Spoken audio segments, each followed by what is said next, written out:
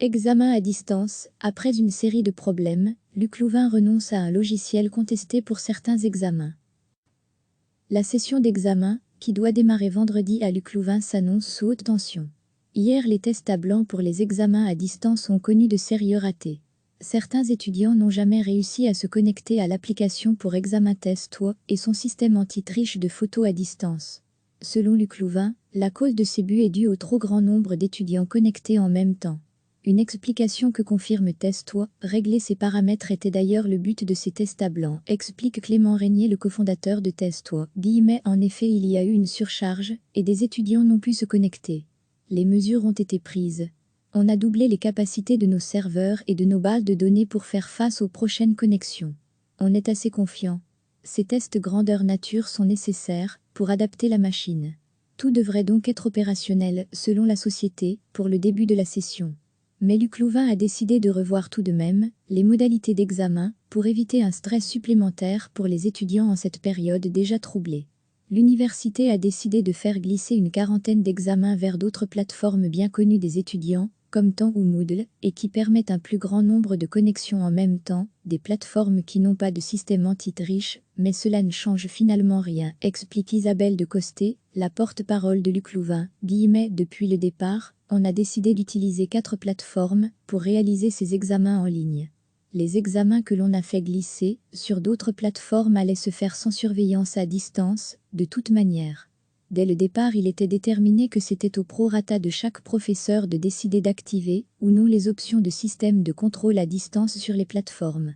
Car le contrôle peut se faire aussi autrement, par exemple par le type de questions posées aux étudiants. Testois sera utilisé pour la session de médecine et de pharmacie. D'ailleurs, selon Isabelle de Costé, une dizaine d'examens via cette plateforme ont déjà eu lieu en médecine et il n'y a pas eu de couac. L'application d'examen, avec système anti-triche, sera aussi utilisée pour d'autres examens qui rassemblent moins de monde. Les étudiants vont être prévenus par mail des nouvelles modalités d'examen. Mais la grogne monte, une pétition en ligne a été lancée par des étudiants. Ils refusent de passer le moindre examen via Testois et son logiciel anti-triche. À l'heure qu'il est, la pétition a récolté plus de 800 signatures.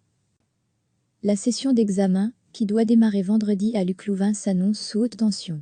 Hier, les tests à blanc pour les examens à distance ont connu de sérieux ratés. Certains étudiants n'ont jamais réussi à se connecter à l'application pour examen Testois et son système anti-triche de photos à distance. Selon Luc Louvain, la cause de ces buts est due au trop grand nombre d'étudiants connectés en même temps.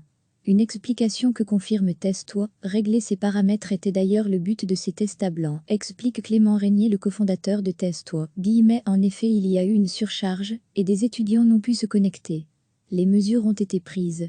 On a doublé les capacités de nos serveurs et de nos bases de données pour faire face aux prochaines connexions. On est assez confiant. Ces tests grandeur nature sont nécessaires pour adapter la machine. Tout devrait donc être opérationnel, selon la société, pour le début de la session. Mais Luc Louvain a décidé de revoir tout de même les modalités d'examen pour éviter un stress supplémentaire pour les étudiants en cette période déjà troublée.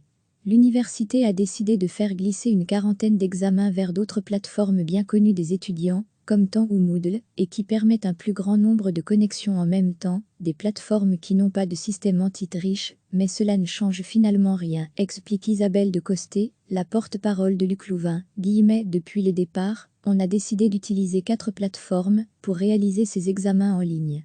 Les examens que l'on a fait glisser sur d'autres plateformes allaient se faire sans surveillance à distance, de toute manière. Dès le départ, il était déterminé que c'était au prorata de chaque professeur de décider d'activer ou non les options de système de contrôle à distance sur les plateformes. Car le contrôle peut se faire aussi autrement, par exemple par le type de questions posées aux étudiants. Testois sera utilisé pour la session de médecine et de pharmacie. D'ailleurs, selon Isabelle de Costé, une dizaine d'examens via cette plateforme ont déjà eu lieu en médecine et il n'y a pas eu de couac. L'application d'examen, avec système anti-triche, sera aussi utilisée pour d'autres examens qui rassemblent moins de monde. Les étudiants vont être prévenus par mail des nouvelles modalités d'examen. Mais la grogne monte, une pétition en ligne a été lancée par des étudiants. Ils refusent de passer le moindre examen via Testois et son logiciel anti-triche. À l'heure qu'il est, la pétition a récolté plus de 800 signatures. Cliquez sur s'abonner pour recevoir les dernières nouvelles.